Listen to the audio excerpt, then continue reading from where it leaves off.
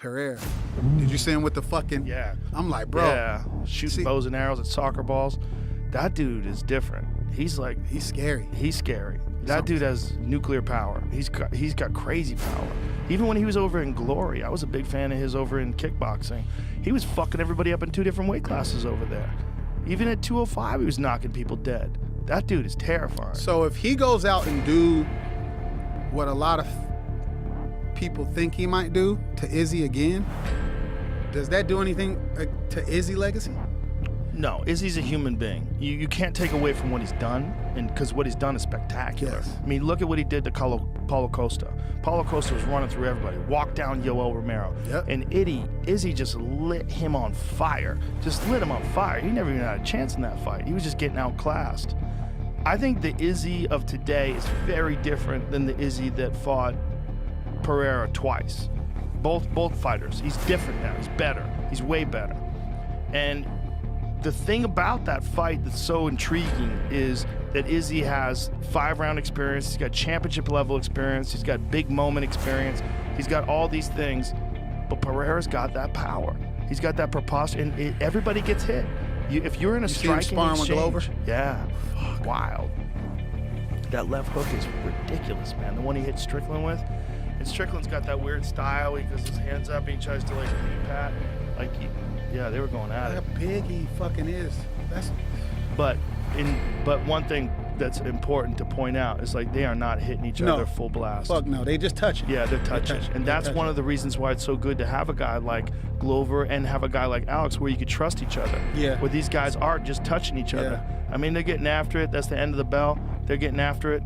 And it was beautiful. Man. But those guys, that's a smart way to train, to touch each other. Don't blast each other. You already know you have power. And they had like said that actually I was watching him going, if he wins and that I was like, this whole storyline he was cage fight. Is just the best shit ever. You know the best thing as well is like when I fought him, right? I thought I won the first fight. Everyone else who has a brain thought I won the first fight. And the second fight, doing well, beat him in the first round, smoked him in the second. Referee saved his ass because I was about to drop him. It was honestly on skates. And in the third round, he comes out and knocks me out in his home country. That's a beautiful story for him. And his storyline, that's a beautiful story. But then now. But then this has made this storyline 100%, bro. I feel it. Everything in my fucking power, man. Like people like to say, "Oh, my life is the movie." Shit really is. It's about to be like, I'm gonna finish this, man. I'm gonna finish this. Glory fight, although you lost, a lot of people thought you should have won the decision. I won the fight, if you look at him, I don't even base it on that, but like we both knew, like I hit you more than you hit me, Yeah. And people were like, well, he had the pressure, he walked you down. And the commentary, being honest, was bullshit, because, I mean, respect to a guy like Valtellini, but he can't fight like me. He can't understand my style. His fight, you look at his career, he had to take time off because of, trauma, because that's how he fights. So he appreciates that kind of style, but what's his name? Wellness walked me down, but he really couldn't do shit.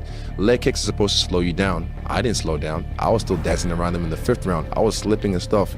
I was fresh, but yeah, that fight, I felt like I won that fight, but it's all right. It's like, it wasn't meant to be. Everything happens the way it's supposed to happen. I wasn't supposed to get that belt, and I'm okay with it, Well, the fight was the fight.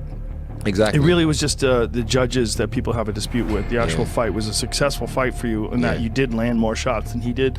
But then losing the next fight by KO. But you talked about it online, like you were real open about it on Instagram. And because that's the fair, like every fighter, like if it was just me and a guy fighting and I lost, it's like, oh, whatever.